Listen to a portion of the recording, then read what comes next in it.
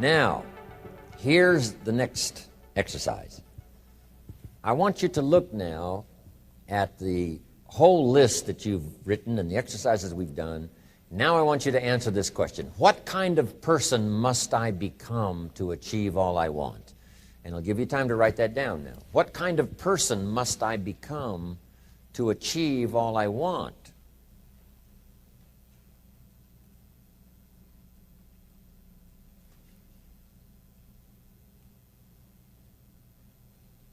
Now we've got two things working.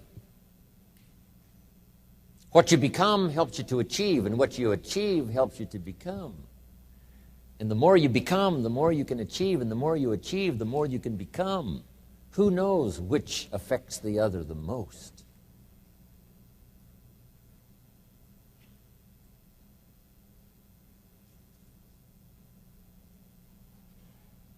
So now just write this exercise. Start with a few sentences.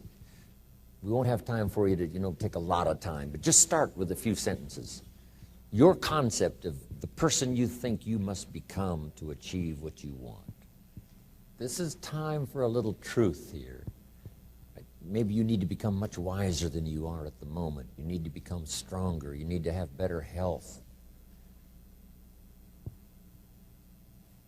Maybe you need a little coaching. To really become the person I want to become, I'm going to have some coaching. Physical coaching, spiritual coaching, developing skills coaching.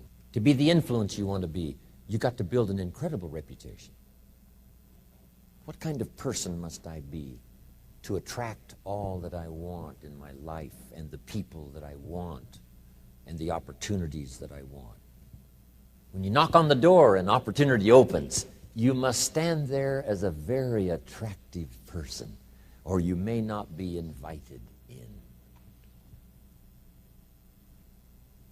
One of the most mysterious and unique phrases that Jesus ever used. Here's what he said. I stand at the door and knock.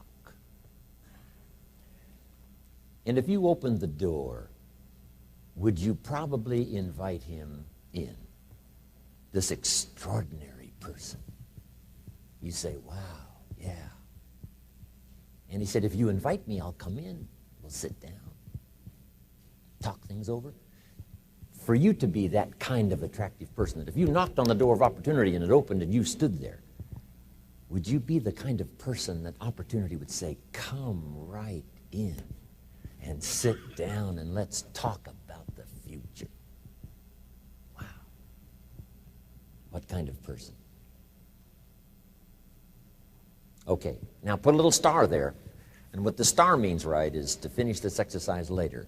Now, if you're working, right, in a workshop where you've got plenty of time, you just, take a little more time for some of these exercises. My purpose now is to give you a model to work from. Okay. Make these notes. The key is to put everything on your list. Now, the key is to take it out of your head and put it on paper. You can dream about what you want, but when you start committing it to paper, now it more formalizes. Information now starts to make a composite of an idea. And ideas can turn into hotels. Ideas can turn into enterprises. Ideas can turn into a fabulous career. We need the information. We need the stimulation. But then you'll learn now later to start putting everything on your list. Now, jot this down. It's very important, if something's not that important to you, to take it off your list.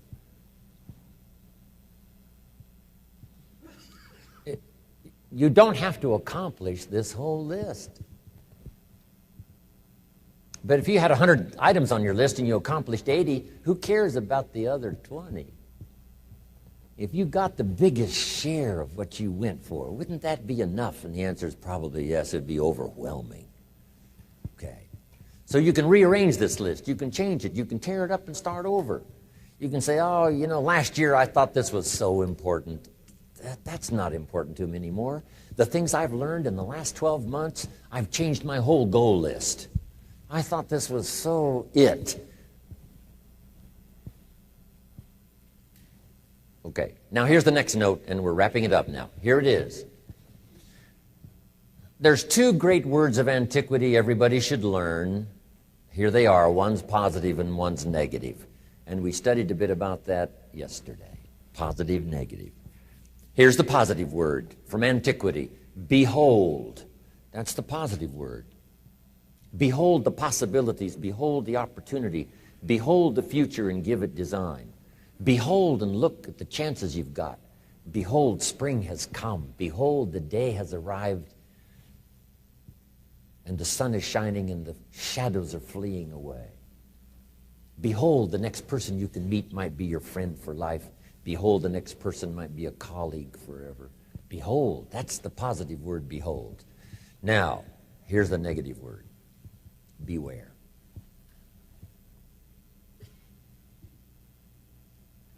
And now I want to give you a sentence to jot down that's very valuable for this weekend session. Here's what it is. Beware of what you become in pursuit of what you want.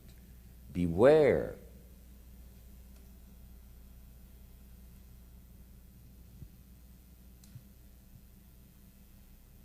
All of our lives we have to deal with behold and beware. When a kid goes to school, it's behold the opportunity and beware the dangers. Behold and beware.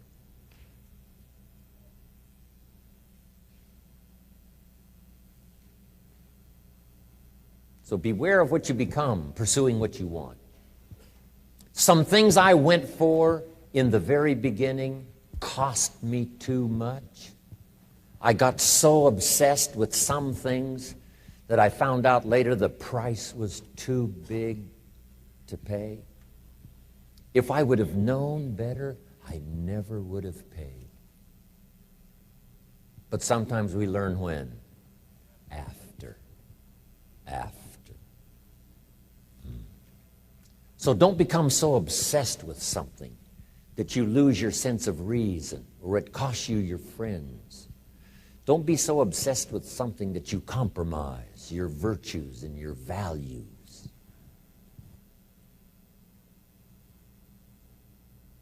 The story says Judas got the money.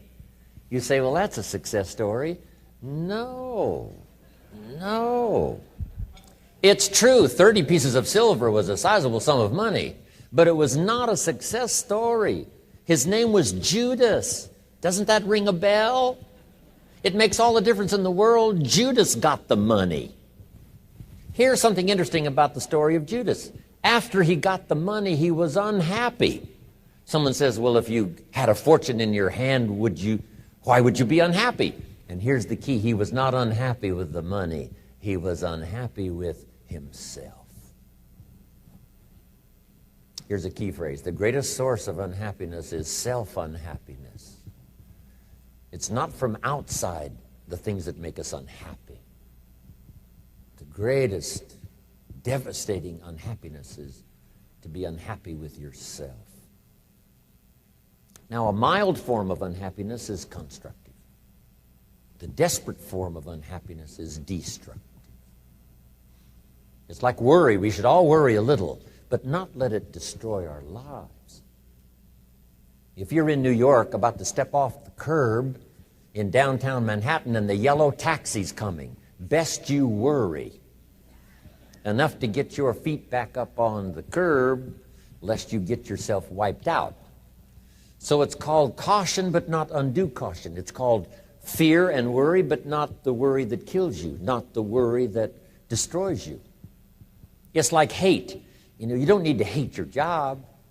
Save your hate for the important things like evil, like the weeds that attack your garden, like the diabolical ideas that try to entice your children.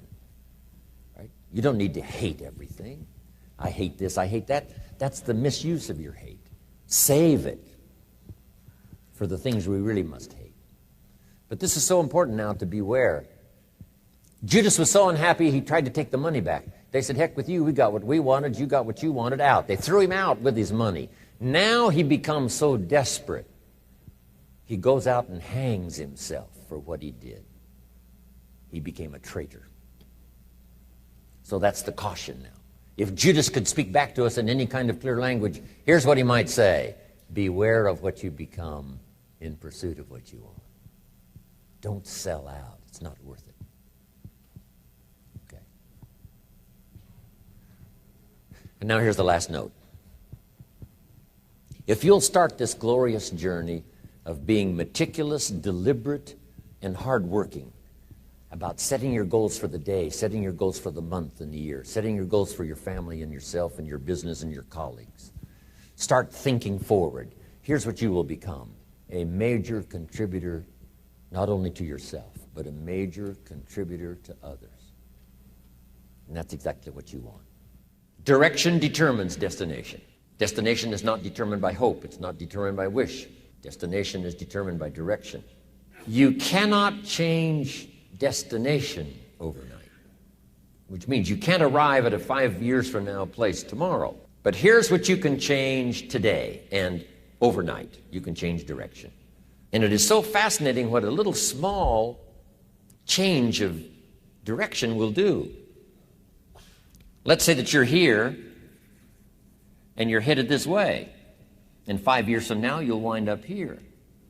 But if you made just a few changes, and maybe those changes you've already decided on this weekend. I wish I had a chance to hear all of the stories of what's going to happen to all of you after this weekend. Right? The economic decisions you've made, the decisions you've made about your family, about your health, and about your future. I'm telling you, decision-making on an occasion like this, where everybody's committed to come and learn and study and read and take notes and change and develop, it's going to be awesome what can happen after this weekend. And I wish I could track everybody's progress and enjoy all of that incredible productivity that's going to happen for all of us. Collectively, I'm telling you, no telling how big that amount would be.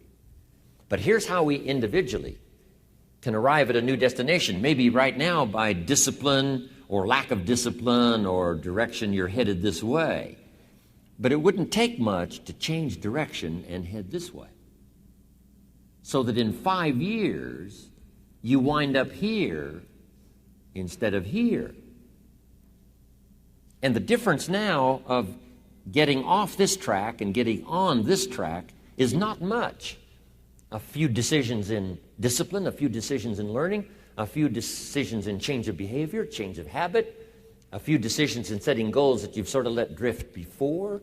Like I did at age 25, didn't have a list. I immediately started to change that. And I immediately started to change my direction, so that very quickly I started heading this direction. In less than 7 years, I was a millionaire. And that was just my economics. And sure enough, when I met my mentor, I was headed this way. And here's where I would have been in 5 or 6 years. Maybe okay. You know, my kids probably wouldn't have been starving. And maybe, you know, we got clothes to wear and a place to live. But the joy of productivity and the joy of becoming valuable to the marketplace and more valuable to my family and valuable to my friends in my inner circle, all of that probably would have escaped me if I would have kept going this way. But I am so thankful for the circumstances and whatever else arranged it for me. Some things are arranged, we don't even know how they've occurred. For you to be here, do you imagine the chain of circumstances that caused you to be able to sit in this auditorium today? It's amazing. This had to happen, and this had to happen, and this door had to close, and this door had to open. And all of those things, for me to be here, for you to be here, how come I just didn't drop out of the sky, right? By all kinds of turns and events, I wind up in Dallas on this June weekend, year 2001. And you arrived here from all kinds of directions. Here we are. And so we just say, wow, part of that's a mystery, and we let it be a mystery. We don't even try to figure it out. We just say, wow, it's incredible.